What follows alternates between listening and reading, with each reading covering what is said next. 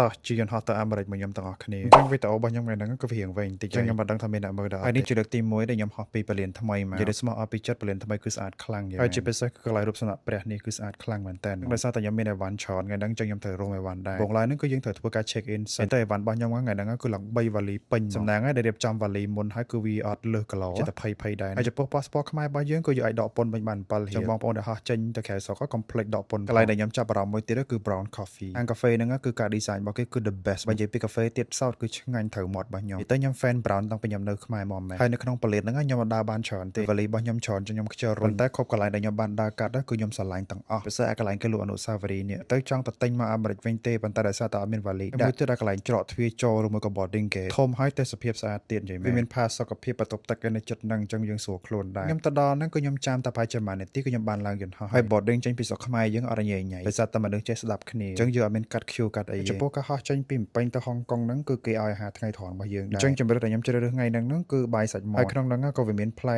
ឈើក៏វាមានការ៉េមហើយនឹងមានភេសជ្ជៈដែរហើយការ៉េមនេះគឺជា brand ដែលខ្ញុំចូលចិត្តជាងគេតែវាអត់ផ្អែមខ្លាំងឯងគឺញ៉ាំទៅឆ្ងាញ់ប៉ុន្តែធម្មតាអាហារនៅលើយន្តហោះវាមិនឆ្ងាញ់ដូចយើងអាហារនៅលើដីចេះតែញ៉ាំឲ្យតកូនហៅទៅចំពោះការធ្វើដំណើរក្នុងថ្ងៃហ្នឹងគឺត្រឹមតែ1ម៉ោងជាងទេថា2ម៉ោងចុះតែឥឡូវជិះយន្តហោះ2ម៉ោងហ្នឹងគឺស៊ីផុយពេលដល់ហុងកុងហើយខ្ញុំត្រូវចាំ4ម៉ោងអូតត flight ខ្ញុំបន្ទាប់ហោះចេញពីហុងកុងទៅ San Francisco ទៅពេលហ្នឹងគឺអស់កម្លាំងងុយដេកខ្លាំងមែនតើហ្មងហាឃ្លានក៏ឃ្លានដែរនៅឃើញតែឃ្លានហើយចាំការមិនរកអីញ៉ាំដូចខ្ញុំនេះគឺខ្ញុំចូលចិត្តរកកន្លែងញ៉ាំហ្នឹងទៅហោបានភោជនីយដ្ឋានដែល local របស់គេដែលជនជាតិហុងកុងគេញ៉ាំហ្មងច្រើនជនបរទេសគឺអត់ស្គាល់តែគឺចូលនិយាយចិនធម្មតាខ្ញុំនេះគេចាក់ចិនហើយចាំការចាក់ចិនមួយគេដែរទៅ customer service របស់គេនៅហាងហ្នឹងគឺស្រួលហើយល្អខ្លាំងមែនតើគឺគាត់ជួយ order ខ្ញុំដែលខ្ញុំបាន order ហ្នឹងគឺជាបាយសាច់កងានហើយនឹងសាច់ជ្រូកបើនិយាយទៅវារៀងប្លែកម្យ៉ាងប៉ុន្តែ oh my god ម្ហូបរបស់គេហ្នឹងគឺឆ្ងាញ់ខ្លាំងបូកជាមួយនឹងទឹកស៊ុបរបស់គេហ្នឹងទៀតអាស៊ុបផ្សិតជាមួយនឹងសាច់មាន់ខ្ញុំមិនអាចពិពណ៌នាបានទេប៉ុន្តែ